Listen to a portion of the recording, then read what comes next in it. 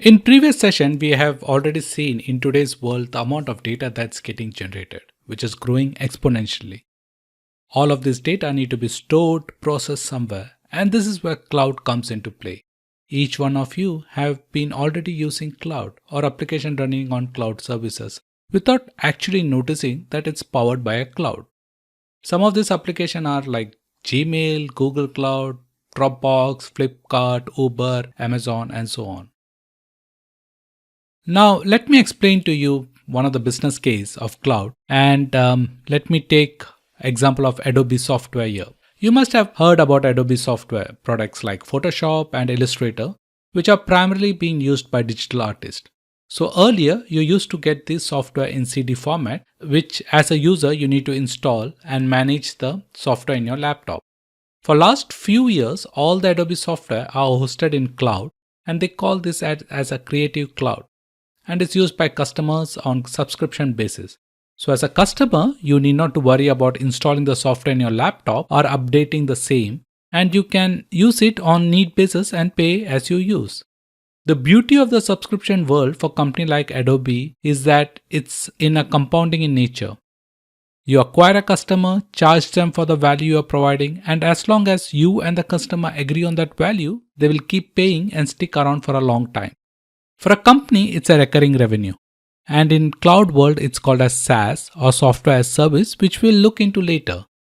So now, rather than having a specified processing power in your laptop or a machine, your computer laptop has just become a terminal, which is accessing the cloud, which may be hosted in some supercomputer.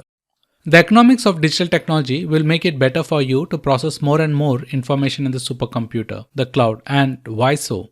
The exponential growth of processing power and communication speed made everything faster. Your computer, the supercomputer, and the connectivity between the two. Two other things happened. First, investment in advanced processing power tends to flow more into supercomputer versus your personal device. Second, communication speed doubled its growth rate when we entered 21st century, whereas the processing power has been growing roughly at the same rate. This means that it becomes relatively more efficient for you to waste a small amount of time transferring data to save a lot of processing time by using the supercomputer. This is the basis of what we call shift to the cloud. In terms of revenue, the cloud service market is expected to grow at 19% per annum until 2020. That means it nearly doubles from 2016 to 2020. Therefore, in 2020, the cloud market is expected to be worth more than $150 billion. When we talk about cloud, everyone has a vague idea of what it is. But what does it actually mean? What are cloud services actually comprises of? We are distinguishing 4 different layers of cloud services here, depending upon how deep the customer wants to be technically involved. So let's take an example to illustrate the 4 layers. To explain, let's take an example of John. John has just opened a web store selling sports equipment like football, gloves, shoes, etc. Now, John has few options on how he wants to host his web store or website. He can manage everything on-premise, that is, he owns server, tool, hardware, software. This is how traditionally business used to run before the cloud era, and this is called as on-premise solution. Once John uses the cloud solution, he has few options. First, John does not need to own the server for storing all the product photos, description, etc.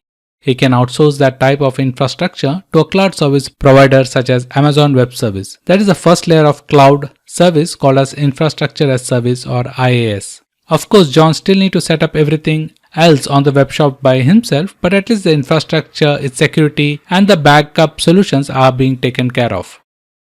The second layer is called as Platform as Service or PaaS. As you can imagine, many of John's customers would now want to access his website on their mobile phone. So John decides to build an app.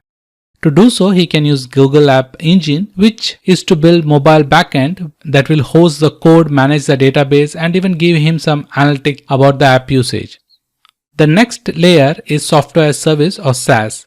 To manage a growing base of customers, John can buy web-based customer relationship management software or CRM software like Salesforce. So Salesforce fit into the SaaS model. Salesforce, Microsoft Office are some of the examples of SaaS service. Last but not the least, the fourth layer is called as business process as service. For example, as John's business grows and he adds more and more employees, he might want to fully outsource the payroll management process, including pay slip entering, legal filing, payment process, etc. Now, regardless of its size, a company can leverage cloud service and any of the four layers we just saw in John's store. The choice will depend on the business needs and the benefit of such migration. There are three general benefits for companies using cloud services: performance, agility, and cost reduction. Let's look at these three benefits in more detail. Performance. Cloud service can be more reliable. This service helps in building disaster recovery mechanism or DR mechanism that many businesses forget or underinvest in. Agility. Not only can cloud service can be set up quickly, they can also be scaled up as the business grow. Cost reduction is the tricky one. In theory, we know that running a cloud service, especially on the lower layers, is a scale business. If you disregard other migration and regulatory costs, you can derive two types of cost benefit from the cloud. First, using the cloud service can reduce a company's upfront investment, the capital expenditure. This is especially important if there is a high uncertainty on how much capacity is actually needed over a time. Therefore, opting for pay-per-use model can reduce the risk of over-investing at the start. Second, cloud service can reduce the total cost of ownership of your hardware or your software, and even the people needed to run the application. It is important here to look at the total cost. I have seen many times IT or procurement department lead to a wrong decision because they have forgotten the factor of maintenance or upgrade cost or any other type of hidden cost in comparing multiple solutions. So that's something probably you may need to be aware of while doing the costing of cloud solution. Now, what does a company need to keep in mind when using cloud services? From a technology perspective, it's hyperscalability. Hyperscalability is the key for a successful cloud solution. Hyperscale is a definition of an architecture that can scale appropriately with increased demand. This is important to ensure that you can scale up as the load increase and scale down as the load decrease. Hyperscalable solutions already make up to 20% of data center market, and they're becoming more and more pervasive. Let's review some of the key takeaways from this lesson. The shift to the cloud is here to stay. It is driven by a fundamental shift in technology economics.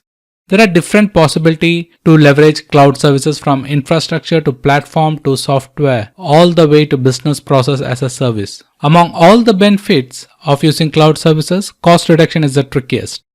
Before any cloud migration, a company needs to carefully estimate its total cost of ownership, including maintenance, upgrade, and maybe even remigration. Hyperscalability is the key.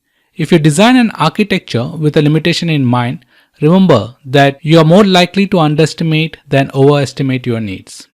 Thank you.